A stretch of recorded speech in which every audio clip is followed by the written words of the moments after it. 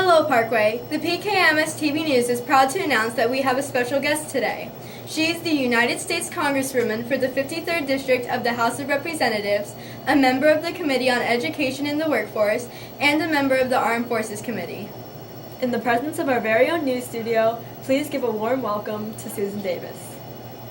So, we understand that you are a member of the House Education and Workforce Committee. How does that relate to why you're here with us at Parkway Middle School today? I make it a habit to try and visit schools when I can because I really want to know what's going on, particularly from the viewpoint of students.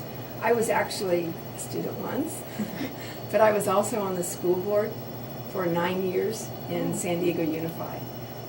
Having the opportunity to go into schools and talk with teachers and principals has always just been important to me. And when I was in the legislature as well, I was on the education committee.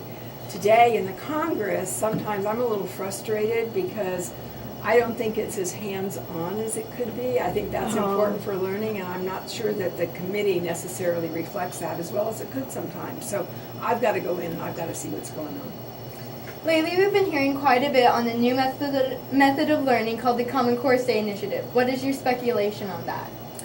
The whole point of the Common Core is to engage students, I think, in more in-depth learning and try and get away from some of the testing that is not as popular and maybe doesn't tell us so much about how students are learning and what they really need to know.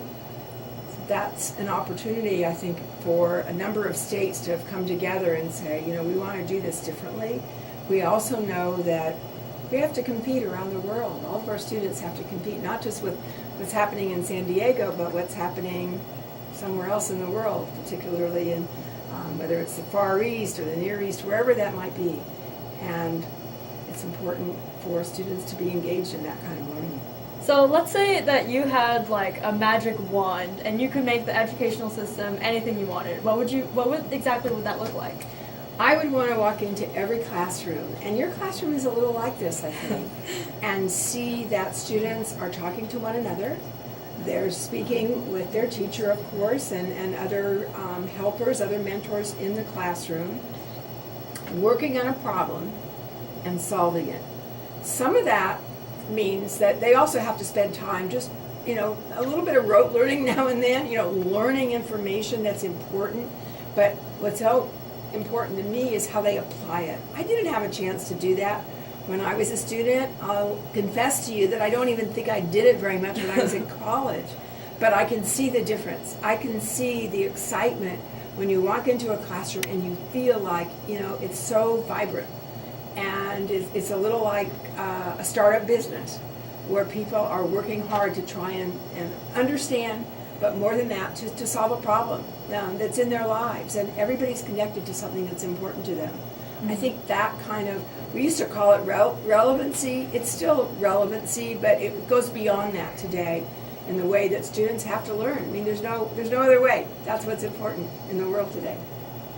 So how was your educational experience growing up, and did it have an influence on what you're doing today? Well, I think I want to be sure that today is not like my educational experience because I don't think I had that great kind of learning when I was in school. I don't remember anything about my classroom that was anything but what you would call traditional. There are some teachers that I remember. Interestingly enough, I remember my third grade teacher more than any other teacher, which is kind of funny. How could I remember that? But I do. I remember things about her. I also remember a fifth grade teacher a little bit, but I don't remember as many of my teachers in high school, actually. So that tells me that maybe, something to do with the younger age. I don't know what it has to do with, but I think it's important that very special person that's in the classroom is someone that you really look to and feel like they're there for you. Well, kids rarely pay much attention to what happens in the wider world, but are, of course, greatly affected by it. What would be your advice on how students could get more involved and, even if it's just to know what's happening around them? Well, part of it is wanting to be involved. It's asking questions. Is there something I want to know more about? And how do you do that? Well, partly you do it from the internet today. You can You can get information that I certainly could never get as a student. I could go to the library, but it was different. And I think now you can go from one source to another very, very quickly in seconds. And that makes a big difference. So that's important, trying to figure out what do I want to know about. But then how is that happening in my community? I believe strongly in community service, engaging and taking part. If you care about politics, then, go volunteer during a political campaign. That's always a good thing to do. If you care about the environment, there's so many organizations that would love to have your help today. I think it's partly figuring out, and then once you find that, it's learning how to work with the people that are there and knowing that some of those people may help you someday. It's kind of a reciprocal. You're helping and they're helping and you're learning together, and that's a really important point. I think, is that it? No. Do you think we could ask you to do a tag with us, which is the end of the video?